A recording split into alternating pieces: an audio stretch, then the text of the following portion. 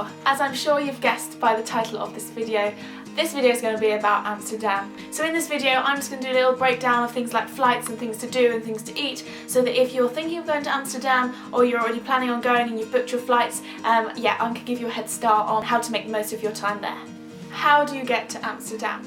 So I'm going to talk specifically from the UK because I'm from London, so sorry if you are somewhere else in the world, maybe skip to the next bit. We chose to fly to Amsterdam, but I have heard on the grapevine that you can actually get a coach there. It's probably going to take, well, it is going to take a lot longer, but that might be a cheaper option. I haven't actually looked into prices, but definitely check that out if you're looking maybe to save more money or you don't like flying. We flew with good old EasyJet, and we flew in the middle of April, and we actually got a really good deal. £75 each, which was a return, and we both shared one luggage that went in the hold. So our flights were actually only £55 return, which is a bargain. I know that EasyJet obviously fly, British Airways as well, and KLM or a couple of other airlines, but you know, just head on to Skyscanner or use our best friend Google to find your flights.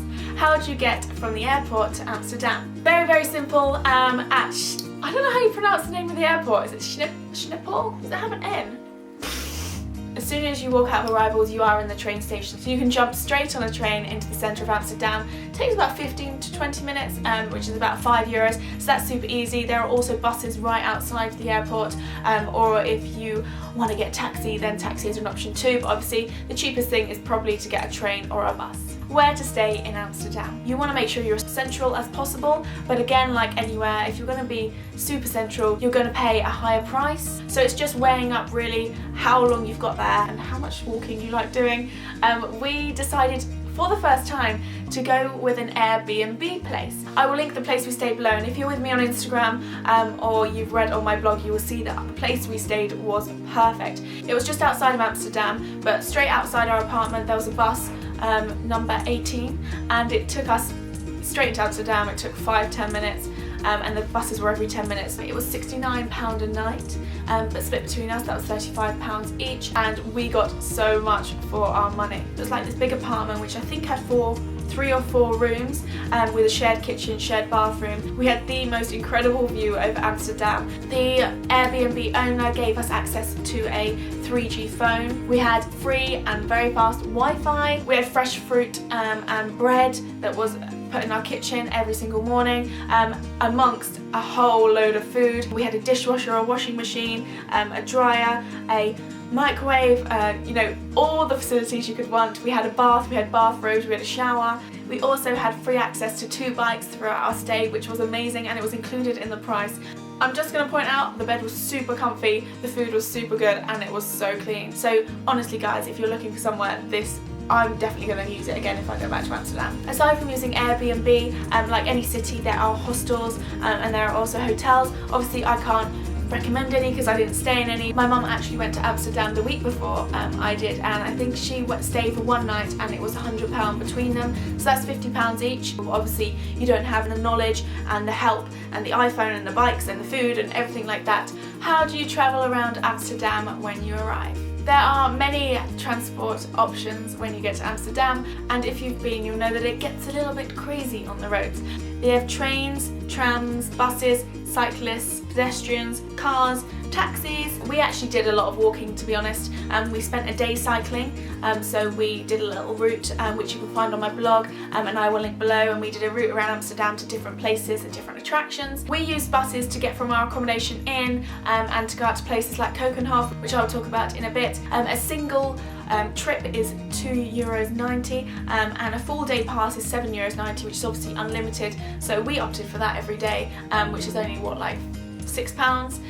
How long do you need in Amsterdam? London to Amsterdam is only a 45-minute flight, which is great. You don't get jet lag. You can be there literally in the time it would actually take for me to get into London from my house, and it means that you don't have to waste a whole day travelling. You can literally get up super early in the morning and be in Amsterdam by mid-morning. We spent 3 nights in Amsterdam, and that allowed us plenty of time to, you know, see lots of things and not feel too rushed. But obviously, if you've just got a weekend and you can't take any time off work, then a weekend. My mum did it in a weekend, and they had a brilliant time. Things to do in Amsterdam. There are so many things to do in Amsterdam. I don't know about you, but I was a little bit naive maybe before, and I just associated it or kind of knew Amsterdam for the fact that there's a lot of coffee shops and people go there to, you know, hang out and chill out. But when we arrived there, I was really surprised by actually how beautiful it is as a city. It's literally full of like cute houses and canals. Amsterdam is basically built around a network of canals, so I personally love water, and I think water makes any place beautiful. There are many attractions that drive in the tourism in Amsterdam. You got the Anne Frank Museum, which is of course the original building in which Anne Frank and her family went into hiding during World War II. You got the Red Light District, which is actually very interesting. I've heard of it and you kind of know it's there, but when you're actually there, it's very strange to walk through. But there are tours that you can do for that, or you can just have a little wander through. Another really popular thing to do is to do a canal tour, which we did on our first day. It just kind of gives you an overall experience of the city, and you can like maybe spot out things that you'd like to do later on in your trip. Most of the canal trips depart from the train station in Amsterdam. You won't miss it, so if you walk out the train station, there is a canal obviously, and lots of different companies offering different packages. They range from about €9 to 23 depending on what you want to do on your trip. You can get like champagne river cruises, or you can have dinner, or you can do it in the evening, or you can have a standard one. The company we went for was called Lovers, and so no, we just went for them. If you love a good view or a good sunset like I do, then you can head to this place called the Sky Lounge, which I think at the top of the Hilton, which is Doubletree Hilton, which is just near the station as well, like 3 or 4 minute walk.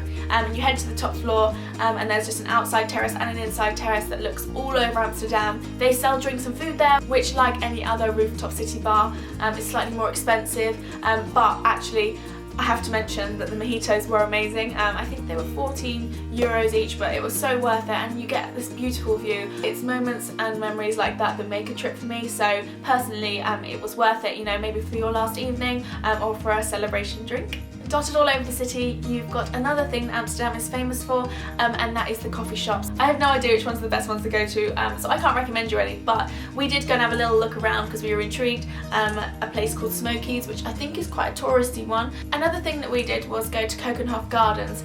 Keukenhof Gardens are just outside of Amsterdam. It takes about 2 hours to get there on public transport. The combi ticket for transport and entry I think is about €23. They are one of the largest and most beautiful flower gardens in the world. I think it's 32 acres and over like 7 million flower bulbs are planted every year, so it's basically just beautiful. Keukenhof is open only 8 weeks a year, I think because of the, you know, the flowering and the blossoming of these flowers only a certain time, and also because they redesign it and it's a very specific piece of artwork. It's usually April time, so just double check online. I'll leave the link below, and I will also leave the blog post that I did from my visit there. Another beautiful place that you've probably heard of in Amsterdam is Vondel Park. If you go there, you'll find lots of people, you know, doing their daily runs, or they're going for a nice walk with the dog, or cycling through, which we did. There are lakes and water features, and grass areas where you can chill out and have picnics. You've got the floating flower market, which is nice for little browse and to pick up souvenirs for people at home. Another one that I actually don't know how to say is the Rijksmuseum. That's definitely not how you say it, but I will put the spelling here. We didn't actually have time to go. There was a few things that we did miss out on. However, if you head just behind the museum, you will find those letters that you've probably seen in people's tourist photos from Amsterdam. The big letters that you stand on and stand in between and climb on that say I Amsterdam. There is a set behind the museum, and there is also a set at the airport. There are loads more things to do in Amsterdam, and we didn't get a chance obviously to do them all because we were only there for 3 days. Things like the Sex Museum, Madame Tussauds, the Heineken experience. But if you have been to Amsterdam and there is something that I've probably missed, pop it in the comments below, so people that are going to Amsterdam and want some more things to do, maybe they can see your comments below. Things to eat and things to try in Amsterdam. Of course, we ate our way through another city, and I have a few recommendations for you. Amsterdam is well known for its sweet treats. There will be a waffle shop on every corner. There are also lots of Nutella ice bakeries with all the treats and toppings that you could want on your waffles. A couple of pancake hotspots that I'm going to recommend to you. The Pancake Bakery, which is just down the canal from the Anne Frank house, so that's a good thing to combine together. And also Pancakes! Amsterdam. That's the name of it. We had some beautiful savoury pancakes there, and I know the Pancake Bakery does them too. We also went to an amazing waffle place called Del Gelato, where I had a waffle with banana ice cream and strawberries and walnuts and chocolate Nutella. We also found Café de Jaran, Jaron. It's French and I'm not French. It's a beautiful little restaurant slash cafe, and you can sit inside or outside, and if you sit outside you're right on the river and you can watch the boats and the world go by. If you're looking for somewhere to eat in the evening, we didn't do a lot of that. We kind of just did a lot of snacking and stuff, but we did head to one place called Bird, which is a Thai restaurant on Zeejic Street. The Thai food was really good. Obviously as a tourist you're on the move quite a lot in Amsterdam, so if you're looking for something to pick up and eat as you walk, then I loved Mao's. And that's a vegetarian place on a bit of a parallel to Pita Pit, if you've ever tried it. If the waffles and the pancakes are becoming a little bit too much, there is another place on Zeejic Street which is called Light Dark, and it's a homemade kind of place, and it's got lots of nutrition and antioxidants to go in your food. So you've got salads and smoothies and healthy cookies and muffins. It is a healthy dream. Heads up and extra bits of information for Amsterdam. Might seem obvious, but make sure you change your money into euros. If you do take a card, make sure you make your bank aware that you're going to be abroad. The transport situation in Amsterdam is very busy, and so if you're going to go on bikes, please be careful. Don't get too confident straight away, and make sure you're looking in every single direction. If you are a cannabis fan and you want to go and smoke it, Amsterdam is where it's at. I am 100% not promoting cannabis. Mint tea is very popular in Amsterdam, as is goat's cheese, and if you know me, you will know that that is wonderful news. If you've got any tips or things that you came across or problems that you had that you can help advise against, then again please write them below so that other people can see them and they don't make the same mistakes. That's the end of my guide to Amsterdam. I hope I have given you some tips and pointed you in the right direction. If you are interested in reading more about my trip to Amsterdam, when you want to see photos and more specific information and names, then go onto my blog. My blog link is just below in the description box. Aside from that, I hope you enjoyed this video.